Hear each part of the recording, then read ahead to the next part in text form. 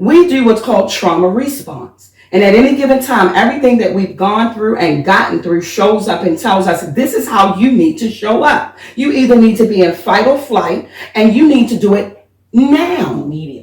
Immediately, now. Yeah. And the fact of the matter is, it happens so quickly that you don't even know what's happening. And then the next thing you know, it happens again, and something else that comes up reminds you of this, and then all of a sudden what's wired together fires together, and you think you're in the same situation once again. You don't even realize that I am not living the same day over and over again. Wow. Girl, I said that. Yes, you did. You said that. Ooh.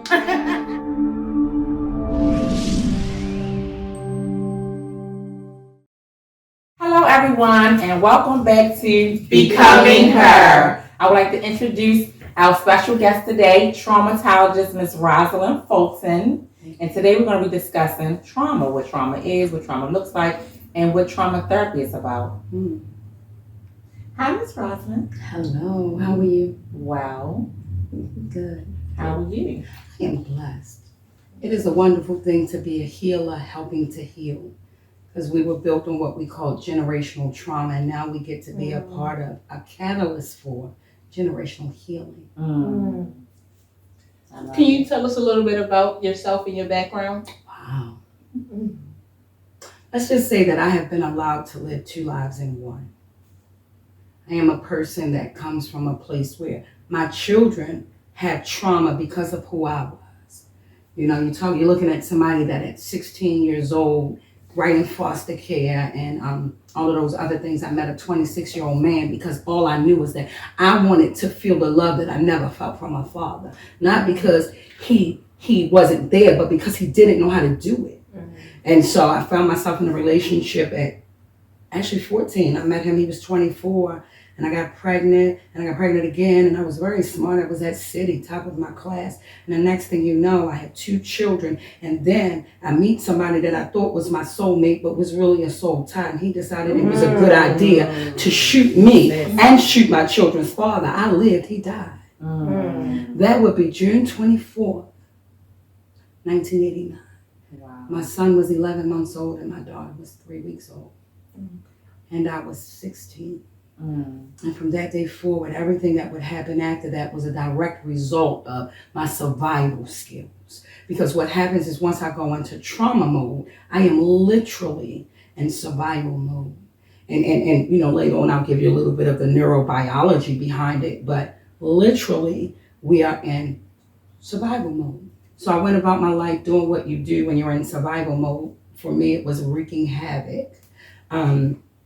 Like as I was coming up, like I could mess up a 1-car funeral. Like, it's just like, what is happening? So I did things like self-soothing with chemicals and food and clothes and sex and men and hell, that wasn't enough, and women. Like, listen, all I knew is I didn't want to feel what I felt when I felt what I felt by any means necessary. And so a lot of things happened in the midst of that. And then one day, I was released from that place, and I was able to see something different. And so I went back to school in 2007, and I thought I wanted to be an addictions therapist because that's all I knew. And what had happened was, God said, no. And as time went on, I met the woman that would introduce me to healing. And when it happened, I didn't even know it was happening. I just know that I had a job that wasn't paying much, and she charged $150, and she straight face emoji said, and I don't take insurance. And all I know is that I pulled my coins together on a regular basis, and I went to see her. And she gave me a gift. She helped to introduce me back to me. And then since from that time to this time, I have been able to lay it down and find out who the authentic version of me is. Because see, for every part of the trauma that I have survived, a new version of me came to be. And not one of those versions was contingent on my truth. And so. Wow. That's deep. All right. Yeah, so and that's indicative of what happens with trauma. That's exactly what it is. When we talk about generational trauma, it's real. You know, because I think I've heard it said, I've even said it in some of my sessions, that mothers will raise their daughters and love their sons. That is my story and I'm sticking to it. And it's not because I'm talking about your mother and her son. It's because I'm talking about what generationally we have watched occur. And I know that this is so because it got to the point where I was seeing 10 clients a day.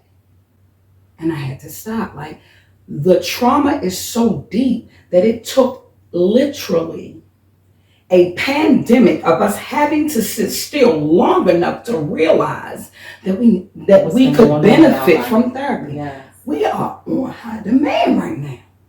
Like, I have a wait list. I literally had to get a referral base. And it's not just that we're in high demand, but we're in high demand for therapists that look like us. Mm-hmm. I'm gonna call a thing a thing. Yes. Right? Because I remember them sending me to that therapist, and I remember me looking over there at her, kind of deciding whether I wanted to break her legs or her ankles, right? Because I was angry about being there. You made me come, and she don't know my story. Not only does she not know it, but she's not getting it because I don't feel safe in this space. So that kind of takes me into like what trauma treatment is. Trauma treatment is about us feeling safe. You have to feel safe with somebody to give them the parts of you that even in your moments of being naked and unafraid with yourself, you don't want to speak. So sometimes even standing in my own mirror, if I'm not careful, I'll tell a lie. Because that's just what my trauma has done. I can't own my truth. Good, bad, or indifferent. I am who I am. And because of who she is, and she is the person that got me here, because of who she is, and she wasn't taking no shorts and no change. And because of who she is, she's a soldier chick. I pay homage to her. Because without her, there's no me. So there's nothing about trauma that says I have to be ashamed. As a matter of fact, I wear a badge of honor because I did survive it. But at some point, I don't want to survive anymore. I want to live, and not just live. I want to thrive. How about I am not my ancestors? I stand on their shoulders because I can, and I can do what they couldn't. Right? Yeah, that part. So we're building generational wealth in our next generation by healing us. Because hurt people, and healed people, heal people. It's something about the way we walk and we talk. You know, trauma, especially in Baltimore City, right? And I'm not just talking about Baltimore City. I'm talking about any area that mimics Baltimore City, whether it's small or it's larger. Like the trauma that happens there. Like I have 3-year-olds on my caseload. Like I have 7-year-olds that like their father's gone, and I'm trying to explain to a 7-year-old about his trauma. Like I was a 9-year-old. I hypnotized a 9-year-old because we're trying to release the trauma. Because when I'm living in trauma, I have no choice but just to be in survival mode. Because the way the brain works is when something traumatic happens, we have a part of our brain, and it's like the alarm center, and it's called the amygdala. And the amygdala sounds the alarm. Wait a minute, we're in danger. And so then what happens is a lot of things happen in our body. Like our heart begins to race, right? Like our body constricts. So many different physiological things happen to get us prepared for whether we need to fight or run. Because that's how our sympathetic nervous system is built. Fight or flight system. So am I going to run or am I going to fight? And either way, I need to be amped up. But what happens is, and what they don't tell us is, when I am in that state, my front brain is offline. You know why it's offline? I'm glad you asked. It is offline because I can't be in a place of thinking if I need to be surviving. Wow. I have to have my front brain go offline because we can't have no conversation about whether we need to run or not. I need to be in go mode. So front brain offline. So whenever you find yourself in a traumatic state, you are not thinking at your highest. It is physiologically impossible. So that's why when we're doing like the kind of trauma therapy that I do is body-based. And when I say body-based, like God has allowed me to get trained in things like before the pandemic, I wouldn't have been able to afford, because you had to travel and do all that. I got to get it in my home via Zoom. We learned doing COVID, girl. Don't play with me. And so I've been trained in brain spotting, which is something that we do, that we go past your thinking brain to get into your emotional subcortical brain, because we got to know why you do what you do when you do what you do. And if we don't even know why, we got to know that just because I don't know why it is, don't mean that it is. It is. I feel the way I feel because I think the way I think. So in order to get into that subcortical brain, we got to bypass your thinking brain. So we go through your occipital, and we do what we call focused meditation, and we allow you to drop down into the subcortical part of your body, where we can find out about those body memories. Because body memories can take us to pre-verbal. Before we can even talk, our body has memories of things that we heard even in the womb. It's called perinatal trauma. So like trauma came, like chicken or the egg, we don't know, but trauma came, and most times we were born into it. Don't even know it. We knew it when daddy didn't come home, or we knew it when mom was busy trying to like clean up and cook, and we knew it when we saw it around us, but we didn't know it. We didn't know it. Until we began to live it, experience it, almost sometimes wear it. And so when we start talking about trauma treatment, it's not we can't do the talk therapy. We'll be talking all day, because a lot of what you feel is about a feeling. It's not about a thinking. We have different states. We have our brain state. That's what I'm thinking. My heart state. That's what I'm feeling. But wait a minute though. Got a gut state. That's what I know when I know what I know. And I can know when somebody walks in a room sometimes, wait a minute, there's an energy about this that doesn't resonate with me. Not right. Yeah. And sometimes that's my trauma on top. Like when we say, okay, I can't trust women around my men. Well, it might be a couple of few of them you can't, but every now and then you might run across one. But she already got it because my trauma is on top. I'm living through my experiences. That's the lens that I have. So trauma is major, it's deep. Even COVID was trauma. Even just that. But COVID allowed us to sit down long enough. Because busyness is a trauma response. Running around the earth, just being busy.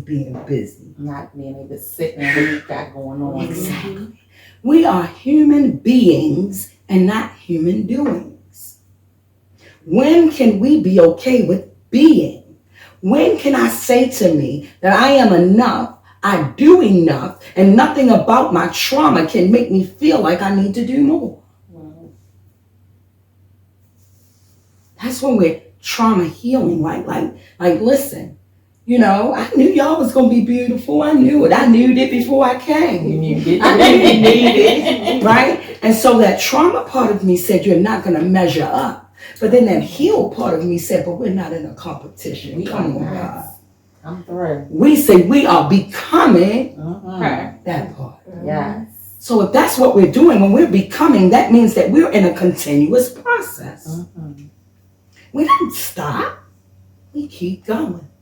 So it's layers to this. Like they used to say, it's levels to this. Any trauma healing means it's layers, because the trauma was usually compiled. Most people have complex trauma. That's trauma on top of trauma.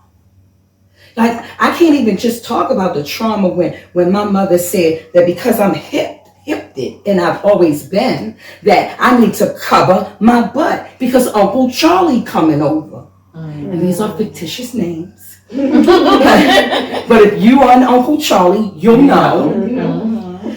Uncle Charlie is coming in now, and I have to change the very essence of who I am. And what you've just done is you've told me that I need to shame my body. Because Uncle Charlie can't keep his eyes to himself. That part. Who's going to address Uncle Charlie? That part. That trauma. That trauma that then grows into I'm accepting things that are incomprehensible at best. That's what I'm being taught. Yes. And I'm also into this thing where my heart stays, I don't know if I'm good enough. I don't know that I don't have to take the scraps.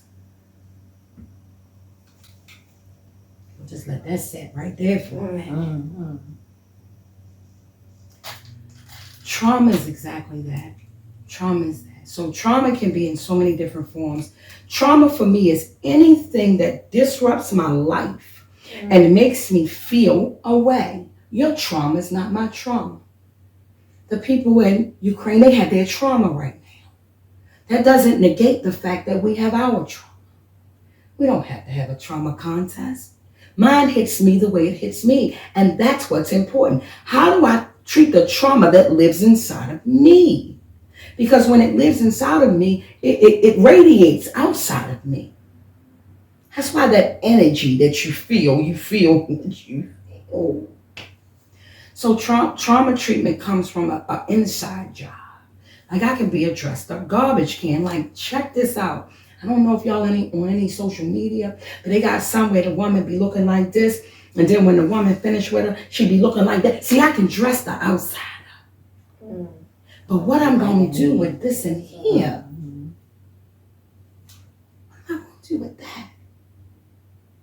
And so when we start taking the layers off of the trauma, the layers of the foster care and the drug addiction and the relationships that didn't mean me no good, but at the time it served a purpose. So I'm not going to beat her up for being her. She did what she had to do what she had to do. But when I know better, I can do better. And better is not a judgment word the way that I'm using it, because we don't judge us. We don't should on us. I should have did this. I should have done that. That's a part of our trauma. So right now we rest in the fact that we are who we are, and that's who we're supposed to be. Gotta give yourself some grace. Come on. Yes. And the other thing is to recognize that most of the trauma treatments that we use now, the heavy hitters, the ones that, you'll hear me talk about EMDR, I'm trained in that. Brain spotting, trained in that. Hypnotherapy, that one too. One of the trainings that I'm taking now is sensory motor psychotherapy. Like I'm going away to a training in Philadelphia in 2 weeks. That one on a whole nother level, because now we're talking about social trauma and racial trauma. So this trauma thing is deep. There's levels to this. So it depends on how much are you willing to put up. Because you ain't going to be able to do this one looking good. Girl, I went to the office yesterday and met with my therapist. Baby, I went in this is a business consultation. I need to ask you about this training I'm about to do. And by the time we were done, I was on my forehead. I said, how that just happened? You needed it. Because there's layers. And with every new level, there's a whole new challenge. I don't do double anymore. Giving him no credit, right? But with every new level, there's something more to be revealed. And sometimes I treat people the way I treat them because of my trauma. And sometimes I allow myself to stay in situations that have past expired because of my trauma. How do you get out? How do you get out? How do you get out? The healing begins, and one day you find yourself telling a white man as you wear a black girl magic shirt, I didn't wear this shirt for me. I wore it for you. Because you need to know who you're fooling with. That part. That's when you say, we're getting out. One day at a time. Yes. And every day I assert myself and I affirm myself that I am who I am. I am queen. We are queen. We are not what we have been through. I am not the choices that I made when I was in survival mode. But now that I'm in living mode, I get to choose. Like you have to value me. You know why? Because there are no choices. It's not negotiable. But this is the same person that did what she did when she did what she did. So what? That part. So what we can do is we use our trauma sometimes to be a catalyst towards our healing. But the only way that we can do that is if we don't go back into the emotion every time we witness it. So when I'm in therapy with someone, I'll say, what does she need you to do? Because she was who you were. You are who you are. Wow. That part. So with that being said, she needed something, and maybe her needs didn't get met. But the person that you are today, Black Girl Magic or Glittery Girl Magic, I don't know who all is watching. We're going to give everybody magic. But who you are today, you have a choice. So you can say, guess what? I choose me. Every time. And in choosing me, there are some things that just fall off. They are collateral damage. They gotta go. Yeah. Relationships, family members, take them to the altar too and leave them there. And even though we can forgive our trespasses, that doesn't mean I have to give you access to me. Wow. So that means that just because I'm healing in my trauma, everybody doesn't get access to me. Period. Cut it off, leave it at the door. No. Yeah. And so the way that we get through it is by one day at a time, doing the work to release it. Like, we gotta cry that ugly cry sometimes. We can't walk around because most people that don't get healed is because they won't admit that the healing is needed. And they don't know that the healing is possible. So what would you say to somebody who is maybe going through some things, and this is one that, I hear all the time. People who go to therapists are called crazy. People who don't go to therapists, they are the reason that people who go to therapists go to therapists. That's right.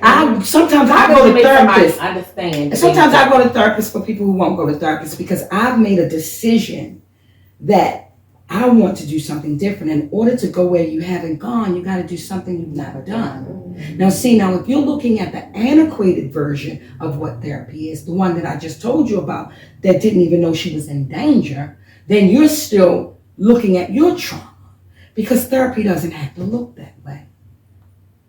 When I'm in therapy with someone, we're laughing, we're cutting up, we're doing whatever we need to do, because healing is the portion. So what I would say to someone that says that is, you haven't met the right therapist. Okay. Because what's necessary is you get to shop us. EAP let you do that. Yeah, they do. But girl, I don't take that no more, so you know. They don't pay enough. I'm just saying, because we still gotta value us. Nah, sis, I just told y'all about the stuff. You can't give me $65. All them letters behind your name. What? That done. Yesterday's prices are not today's prices. That's a part of my trauma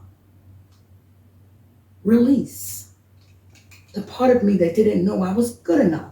Just being me. I gotta show up how I gotta. No, ma'am. That's when you're healing. When you can recognize that even when I wake up in the morning, I'm still Black Girl Magic. With the cold and crusty. Girl, that part, I ain't even made it to, watch this, I ain't even made it to the zinc. The sink, the zinc, nothing. I ain't did nothing, and I'm still affirming who I am. Yes. And so a person who doesn't have a therapist, at the very least, if you are willing to be willing, just explore the curiosity of what is it that she possibly could bring to the forefront that maybe, even if I don't use her no more, I could explore my own, which keeps up. But if you find that therapist that you jive with, it may just be for a season.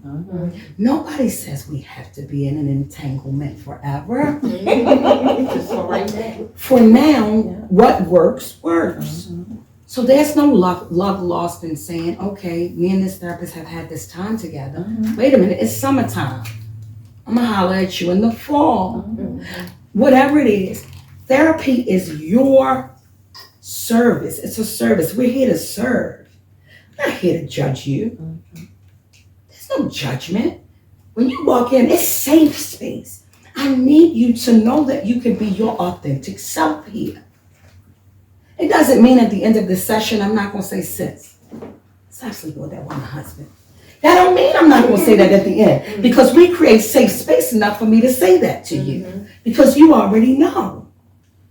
So trauma treatment is about vulnerability. You got to be vulnerable, because see, what happens is once I go through trauma, I begin to dissociate. And our brain is such a wonderful piece of equipment that it will allow us to dissociate from things and compartmentalize them. And so we will find ourselves like literally depersonalizing, like that stuff didn't happen. I'm just gonna put that back there because I need to keep going. We have been socialized to be strong Black women. Delegate that, sis.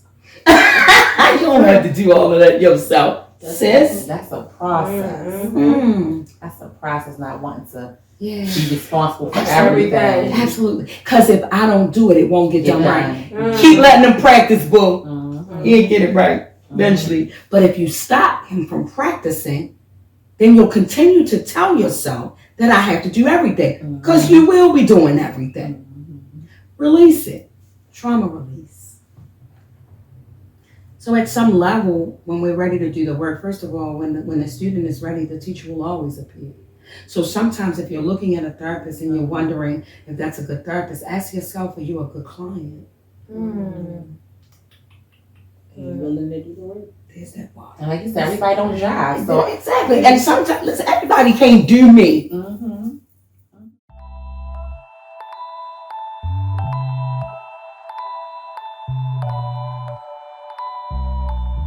Hey, it's your girl, Genice Chantel. Listen, my entrepreneurial journey has taught me one very important thing, that I am no punk. This past year, I've shed things that no longer serve me the way I feel fit, and I'm only doing things that bring me joy. Genice Chantel Wax Experience has been my baby for the past year, and it has grown so much over the past year. I am super excited to celebrate my 1 year in business and my new life. I look forward to seeing everything that I've envisioned for myself and my business. Get the wax, sis. So you're not the one. That doesn't mean they should find somebody else. I'm not the one for you in this season. Maybe you might need to be primed a little more. Or maybe it's just not me. It's a bunch of us. Like now that we did go through COVID, we have really got a lot of groups together. Like, and I'm not throwing any shade to my white counterparts. Hats off to you.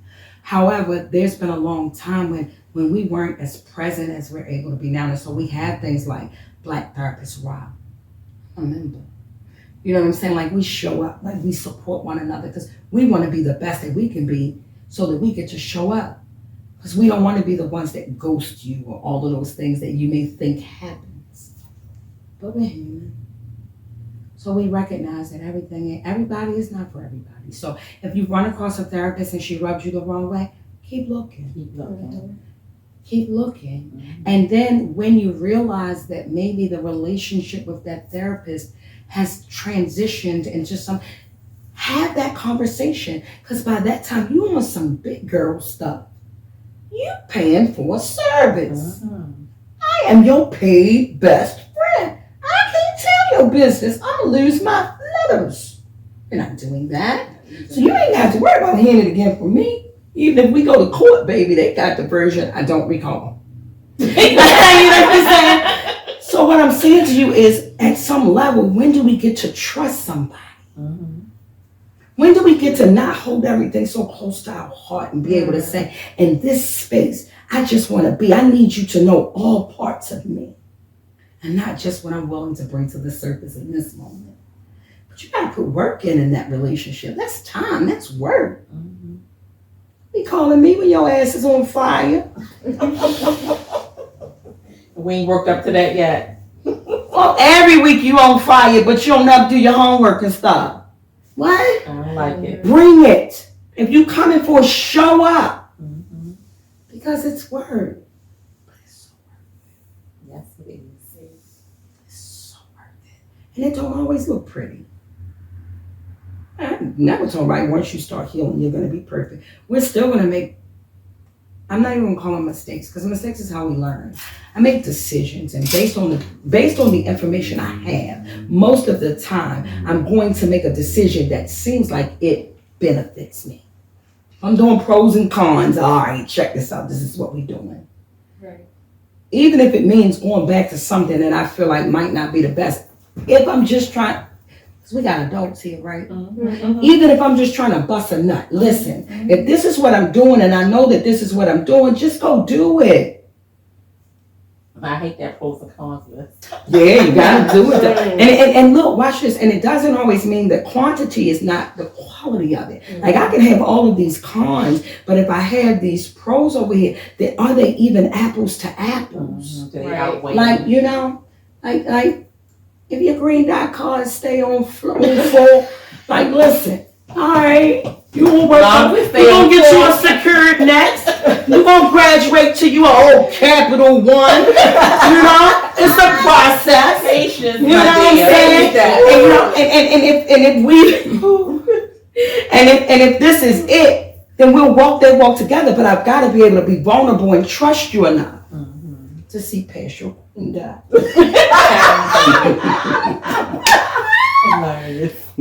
You know, but our trauma says, and my trauma is simply just the way I remember things. Mm-hmm. Remember, it's not the whole way it happened. I can only see it from my perspective. Right. We can all see the same thing and see it differently. Mm-hmm. But if the way that I saw it has me feeling a way, that's my trauma, and I don't have to qualify it. Just don't. Just help me get better with it, so that every time something comes up that looks like it, I don't re-experience that thing over and over again. Just want to keep going. Just want to live and not just exist. So how do you start that process? Like somebody comes to you, they sign up for therapy. What does that first day look like? The funny part is, you know, it's funny that you would ask me that now, because my first day now looks different than my first day back when all I knew about was what I learned about in school. Mm-hmm. You know, so since with the teacher. yeah, so since you get out here and you then you start to see things differently. So my first day now looks a little bit different. You know, I have to do an assessment because the insurance companies that I pray I ain't taking that much longer because they require it. I do the assessment. The assessment for them is about labeling you, which is not something I like to do. You know what I'm saying? So we are a problem from the beginning, because for me, any symptom that you have is most times due to a trauma that you have endured and survived. So why come I gotta say you got ADHD when all you know is I can't keep attention because I was never given attention. But anyway, so you come in and we do, but I don't do the questionnaire anymore. I do a conversational because I want to know what's on top today. You can take me back to childhood because that's probably where part of the pattern is. But right now, something today got you in here. After I done talked slick to you on the phone and told you if you miss 3 times, if you don't come, I need your whole fee off your card. Listen, all that. Now I done switched it. I want your copay before you come. Listen. So I done talked all that. So when you got here, you got some stuff going on. I don't want to take you back there. I need you to take me here and take me back there at your pace. Because first you gotta feel safe. So we in there, you know, we talk. You know, when you come to my office, like it's an experience. My business is called Serenity. So it's a serenity experience. So there's tea there. In my office, there's a waterfall in my office. It's an experience. And so you're up in my office, you know, the waterfall is waterfalling, we and I have the yellow rug, and you can take your shoes off unless your feet stink. We got a lot going on here, right? We're here for it. We showed up. Okay. And I'm just trying to set the scene for Yes. somebody who's never had therapy and before, so then what it really looks like. so this is what it can look like. Now I ain't telling you you're not gonna go to somebody's office and like, listen, right now what she got is what she got. I've been blessed. I started with 1 suite. I have 6 now because it's an experience. Now you did it. You reached the top. You slowed down, but didn't stop. Won't he do it? God will do it. Won't he do it? God will get you through it. Won't he do it? God will do it. Won't he do it? God will get you through it.